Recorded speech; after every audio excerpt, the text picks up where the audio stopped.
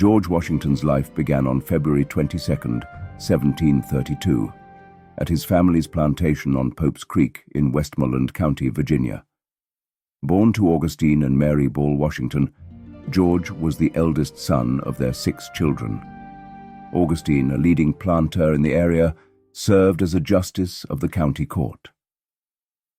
The Washington family's paternal lineage held some distinction, tracing back to England, where their fortunes fell during the Puritan Revolution.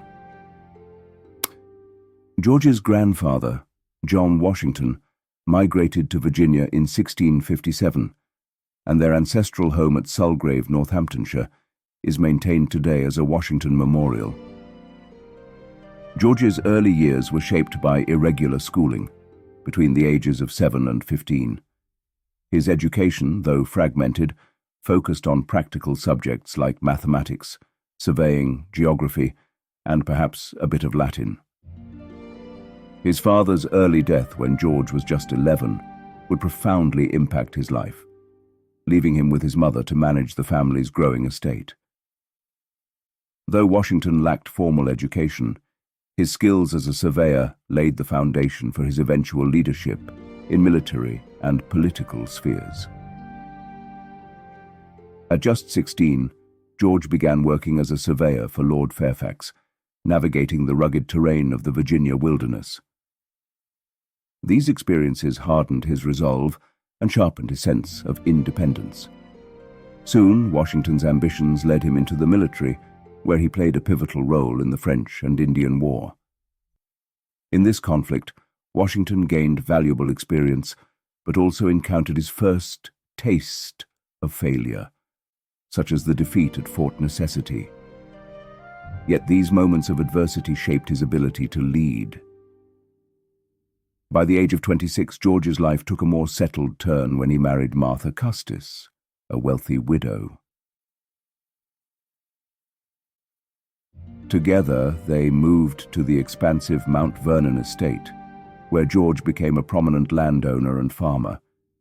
Yet, plantation life was far from peaceful. As tensions rose between Britain and its American colonies, Washington's leadership was soon called upon. In 1775, as the clouds of revolution gathered, Washington was appointed Commander-in-Chief of the Continental Army, tasked with leading the colonists to freedom. Washington's resolve during the American Revolution was unwavering. Despite numerous hardships, including limited supplies and poorly trained soldiers, he led his army with courage and resilience. His victories, such as the surprise attack on Trenton and the grueling winter at Valley Forge, cemented his legacy as a determined and strategic leader. After 8 long years, Washington's leadership resulted in the British surrender at Yorktown in 1781, securing independence for the young United States. Yet Washington's service to his nation was far from over. In 1789, he was unanimously elected as the first President of the United States, a position he took with great humility. As President, Washington faced the daunting task of uniting a fledgling nation. He helped establish crucial precedents, including the creation of a national bank and the cabinet system. He also carefully navigated foreign policy, steering the country away from further conflict. Washington's leadership style was pragmatic and often cautious, ensuring the stability of the new republic. Despite offers to remain in power, Washington made the remarkable decision to step down after 2 terms, setting the precedent for future presidents. His farewell address in 1796 emphasized the importance of national unity and warned against political factions, advice that still resonates today. In his final years, Washington retired to Mount Vernon, where he returned to the life of a gentleman farmer. However, his sense of duty never wavered, and he remained deeply involved in national affairs until his death on December 14, 1799. George Washington's legacy is etched into the very foundation of America, not just as the nation's first president, but as the embodiment of leadership, integrity, and selflessness. Here are some fascinating facts about George Washington. A revered soldier and political leader, George Washington was the father of our country and has always been one of the most iconic figures in American history. His eulogy, delivered by Major General Henry Lighthorse Harry Lee, immortalized the words, "To the memory of the man, first in war, first in peace, first in the hearts of his countrymen." That farewell address is one of the most famous speeches in American history. When Washington was born, on February 22, 1732, the Virginia colonies used the old-style Julian calendar. The colonies later adopted the current, new-style Gregorian calendar that we still use today. The switch resulted in dates being moved back 11 days. Washington preferred the original 2/22, and his birthday is still celebrated on that date, although he supported the sentiment that gave rise to the Boston Tea Party. Wautusak Washington condemned the act. In 1774, Washington wrote that the cause of Boston was the same as that of America, but he also strongly voiced his disapproval of the event. Like many elites,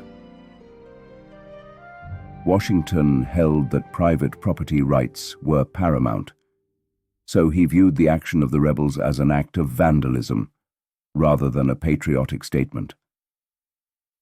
Washington believed that those involved should compensate the British East India Company for the damages they caused.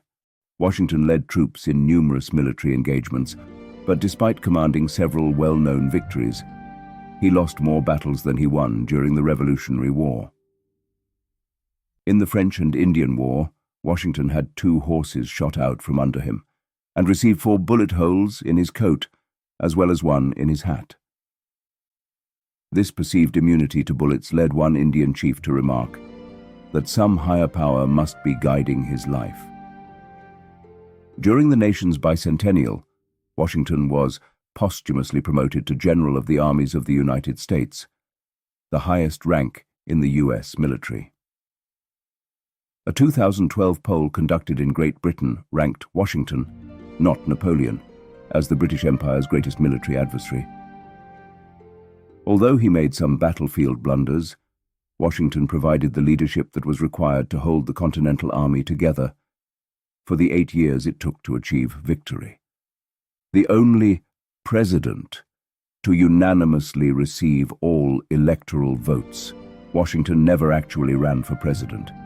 He was drafted by popular demand. This feat was accomplished for both his terms. He refused to accept a salary as president, and even spent some of his own money to pay the salaries of cabinet ministers and other members of the executive branch. Although instrumental in developing the plans for the District of Columbia and the White House, Washington never lived in the city or the presidential mansion. His inaugurations took place in New York and Philadelphia, the capital cities at that time. Washington added the phrase, "So help me God," to the end of the presidential oath of office during his inauguration, and it has been delivered in that manner ever since.